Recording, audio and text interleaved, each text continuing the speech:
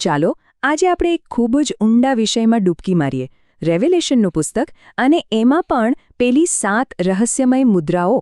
આખરે એનો અર્થ શું છે? ચાલો આજે એને ઉકેલવાનો પ્રયત્ન કરીએ. તો ચાલો સીધા જ એ દૃશ્ય પર જઈએ. જરા કલ્પના કરો, સ્વર્ગમાં એક મોટું સંકટ છે. એક રહસ્યમય ઓળિયું એટલે કે એક દસ્તાવેજ જે સીલબંધ છે. અને એક મોટો અવાજ ગુંજે છે, આને ખોલવાને લાયક કોણ છે? પણ કોઈ નથી. સ્વર્ગથી લઈને પૃથ્વી સુધી કોઈ નહીં. અને આખા સ્વર્ગમાં એકદમ નિરાશા ફેલાઈ જાય છે. અને અહીંથી જ આપણું મુખ્ય રહસ્ય શરૂ થાય છે. ભાઈ, એવું તો કેવો દસ્તાવેજ હશે કે એને ખોલી ન શકવાને કારણે સ્વર્ગમાં પણ શોકનો માહોલ છે. એની અંદર એવું તે શું છુપાયેલું છે? સારું, તો આ ઓળિયો આટલું બધું મહત્વનું કેમ છે એ સમજવા માટે આપણે વાર્તાની એકદમ શરૂઆતમાં જવું પડશે, છેક સૃષ્ટિની રચના અને માનવતાની શરૂઆત સુધી. જુઓ, આ કોઈ સાધારણ પુસ્તક કે કાગળ નથી. આ તો આખી સૃષ્ટિનો માલિકી હકનો દસ્તાવેજ છે. ટાઇટલ ડીડ, જેને કહીએ ને, પૃથ્વી, માનવજાત, બધું જ જે ભગવાને શરૂઆતમાં આદમને સોંપ્યું હતું. અને પછી બધું જ બદલાઈ ગયું. આદમના એક પાપને કારણે માનવતાએ એ માલિકી, એ આધિપત્ય ગુમાવી દીધું. જે દુનિયા સુમેળમાં હતી એ શ્રાપિત થઈ ગઈ. જ્યાં શાંતિ હતી ત્યાં દુઃખ અને મૃત્યુ આવી ગયા. અને શાસન એક હડપ કરનારના હાથમાં જતું રહ્યું. તો હવે સૌથી મોટો સવાલ એ ઊભો થાય છે, આ જે માલિકી હકનો દસ્તાવેજ ખોવાઈ ગયો છે, એને કાયદેસર રીતે પાછો કેવી રીતે મેળવવો? આ એક મોટી સમસ્યા હતી. બાઇબલમાં આનો એક કાનૂની રસ્તો બતાવ્યો છે. એને કહેવાય છે નજીકનો સગો ઉદ્ધારક. મતલબ કે એક એવો નજીકનો સંબંધી જેની પાસે કાયદેસર હક હોય કે તે પોતાના પરિવારના કોઈ સભ્યની ખોવાયેલી મિલકત કે ગુલામીમાંથી એને પાછો છોડાવી શકે, એની કિંમત ચૂકવીને. આ કોઈ બળજબરીથી કબજો કરવાની વાત નથી. આ એકદમ કાનૂની પ્રક્રિયા છે. આ પ્રાચીન કાયદો એ જ વાત સમજાવે છે. બધું નિયમ મુજબ થવું જોઈએ. પણ આ દસ્તાવેજ પાછો મેળવવા માટેની જે શરતો હતી એ લગભગ અશક્ય હતી. પહેલું, એ વ્યક્તિ આદમનો સગો એટલે કે મનુષ્ય હોવો જોઈએ.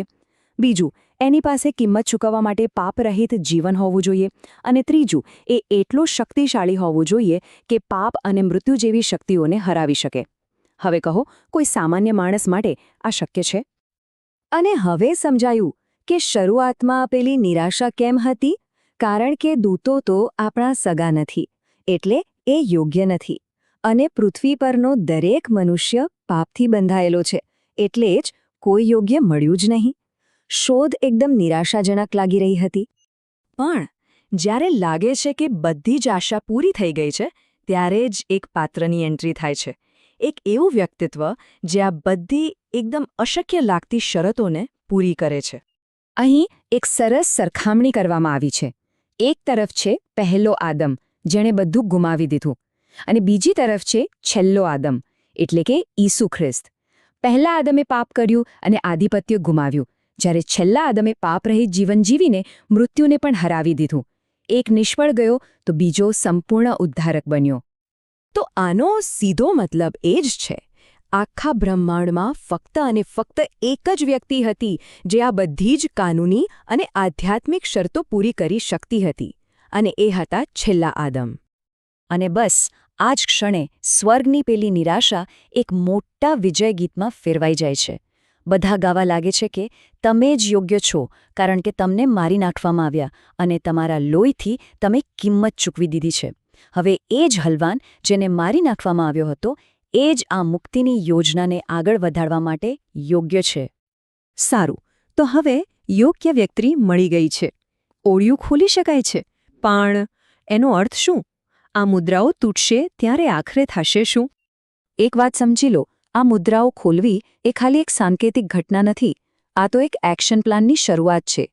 દુષ્ટો પર ન્યાયની શરૂઆત, સૃષ્ટિ પરથી શ્રાપ હટાવવાની શરૂઆત, અને જે કંઈ પણ ખોવાઈ ગયું હતું એને પાછું મેળવવાની પ્રક્રિયાની શરૂઆત. અને આ અંતિમ પરિણામ છે. આ ઓળિયું એક 4 સ્તરીય પુનઃસ્થાપનાની યોજના છે. પહેલું, શરીરની પુનઃસ્થાપના, એટલે કે પાપ અને મૃત્યુની ગુલામીમાંથી આઝાદી. બીજું, જમીનની, એટલે કે પૃથ્વી પરથી શાપ દૂર થશે. ત્રીજું, ભવિષ્યવાણીનું એટલે કે ભગવાનની યોજનાનો અંતિમ તબક્કો શરૂ થશે. અને છેલ્લે, સમગ્ર સૃષ્ટિનું શુદ્ધિકરણ, એક સંપૂર્ણ રીસેટ. તો આ સાથે આપણી આજની વાત અહીં પૂરી થાય છે. પણ એક સવાલ મૂકીને જઈએ છીએ. જો આ એક ઓડિયું બધા દુઃખોનો અંત લાવવાની ચાવી હોય, તો એનું ખુલવું આપણા ભવિષ્ય માટે ખરેખર શું અર્થ રાખે છે? જરા વિચારજો.